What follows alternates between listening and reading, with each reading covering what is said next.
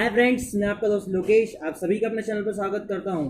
तो फ्रेंड्स, आज की इस वीडियो में आपको बताने वाला हूं कि मैं कैसे अपना कमीशन वर्क्स को रेडी करता हूं। तो फ्रेंड्स, रिसेंटली में मुझे वर्जे पुणे से एक कमीशन वर्क्स मिला है। तो फ्रेंड्स, आज मैं उसकी वीडियो आपको बताऊंगा।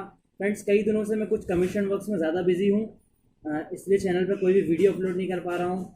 तो फ्रेंड्स, मैंने सोचा कि क्यों ना इससे रिलेटेड एक वीडियो चैनल पर अपलोड कर देना चाहिए। तो फ्रेंड्स, आज की इस वीडियो में मैं आपको बताऊंगा कि मैंने अपने कमीशन वर्क्स को कैसे रेडी किया है। तो आइए चल के वीडियो देखते हैं।